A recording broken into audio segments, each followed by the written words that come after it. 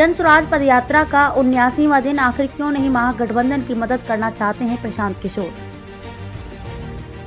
जन स्वराज पदयात्रा के 79वें दिन की शुरुआत पुरनहिया प्रखंड के कोल्हुआ ढिकहा पंचायत स्थित पदयात्रा शिविर में सर्वधर्म प्रार्थना से हुई। इसके बाद प्रशांत किशोर सैकड़ों पदयात्रियों के साथ एसएस हाई स्कूल से निकले।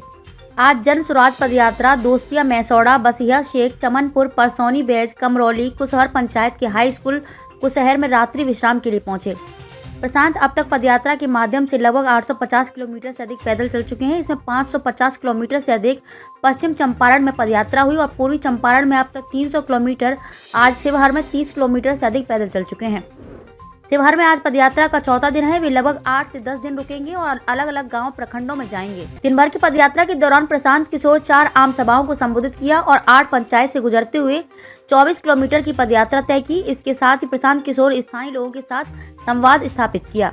आखिर क्यों नहीं महागठबंधन की मदद करना चाहते हैं प्रशांत किशोर। शिवहर में बसिया से एक पंचायत में जनसभा को संबोधित करते हुए प्रशांत किशोर ने कहा कि 2015 में वो पहले इंसान थे जिन्होंने महागठबंधन शब्द का नाम दिया था। 2015 से पहले लोगों ने गठबंधन सुना था पर महागठबंधन जैसे नाम से परिचित नहीं थे। 2015 में लालू जी, नीतीश जी और कांग्रेस को साथ में जोड़कर मैंने बिहार में प्रयोग किया और जनता के सहयोग से महागठबंधन को जीत मिली। लेकिन 2015 में जीता हुआ महागठबंधन तब टूट गया जब मैं पंजाब चला गया और नीतीश कुमार जी ने भाजपा का दामन थाम लिया। महागठबंधन की सरकार गिर गई। आगे उन्होंने जनता से सवाल पूछते हुए कहा कि इस बात की क्या गारंटी है कि अगर आज मैं महागठबंधन की मदद करता हूँ तो नीतीश जी दोबारा बीजेपी के साथ नहीं जाएंगे। चाचा भतीजे के पास है आधा बिहार, प्रशांत किशोर। शिवहर जिले के बसिहा गांव में जनसभा को संबोधित करते हुए प्रशांत किशोर ने कहा कि आज आधा बिहार चाचा भतीजे के पास है।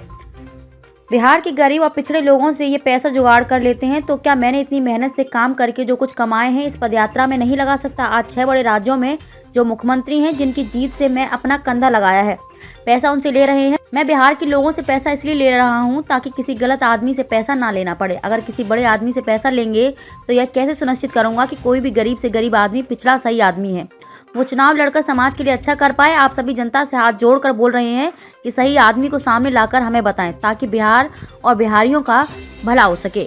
दोनों सवालों का जवाब देना चाहते हैं कि अगर 100 में एक आदमी अच्छा समाज में बचा है कि नहीं, आपकी नजर में बताइए। अगर 100 में एक आदमी भी अच्छा बचा हुआ है तो पूरे बिहार की आबादी है 13 करोड़, 14-15 लाख लोग तो ऐसे ही अच्छे निकल जाएंगे। हम लोगों को तो 1.5 लाख अच्छा आदमी चाहिए। अगर 100 में एक, 1000 में एक आदमी भी अच्छा बचा हुआ है तो भी बिहार में एक नई व्यवस्था बनाई जा सकती है। और सही का मापदंड क्या है, सही को कैसे ढूंढ रहे हैं, तो आपको बता रहे हैं। आप दही में से मक्खन कैसे निकालते हैं? दही को मथ कर मक्खन निकालते हैं।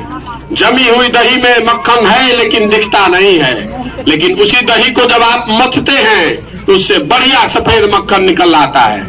उसी तरह हम लोग का समाज है, इसमें सही लोगों की, अच्छे लोगों की कमी नहीं है। जरूरत इस बात की है कि गांव, शहर, गली, कस्बा में जाकर समाज को मथा जाए, समाज से सलाह किया जाए, मशवरा किया जाए, संवाद किया जाए और समाज की मदद से सही लोगों को ढूंढ कर निकाला जाए।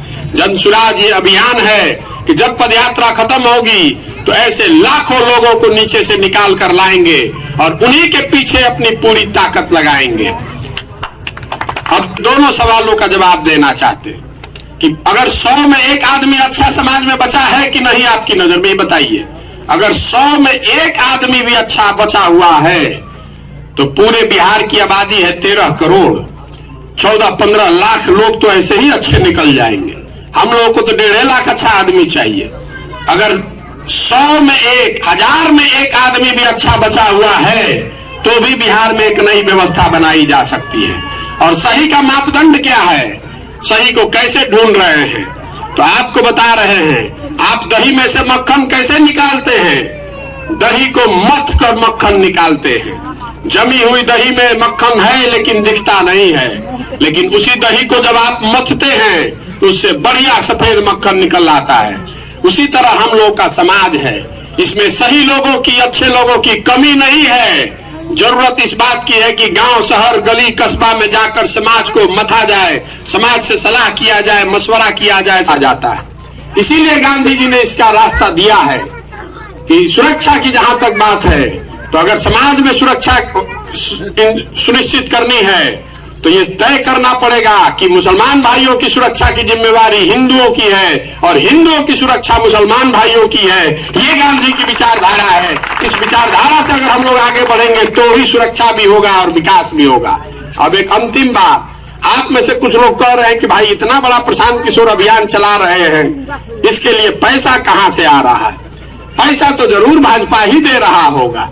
अब मैं समझता हूं कि कभी कभी आप लोग की समझ पर मैं हंसू कि रो। अरे मेरे भाई, ये 100 गाड़ी चलाने के लिए और 500 लड़कों को रखकर अभियान चलाने के लिए प्रशांत किशोर को किसी से पैसा लेने की जरूरत नहीं है। भगवान ने इतनी सलाहियत दी है। आपकी सरकार, महागठबंधन की सरकार, चचा भतीजा की सरकार, आधा आधा बिहार इनके पास है और बिहार की गरीब और पिछड़े बिहार से अपने लिए पैसा जुगाड़ कर लेते हैं। तो आप हमारे बनाए हुए आज देश में 6 मुख्यमंत्री हैं, बड़े बड़े 6 राज्यों में वो सरकार चल रही है जिसको प्रशांत किशोर ने कंधा लगाया है जिनके बनने में। तमिलनाडु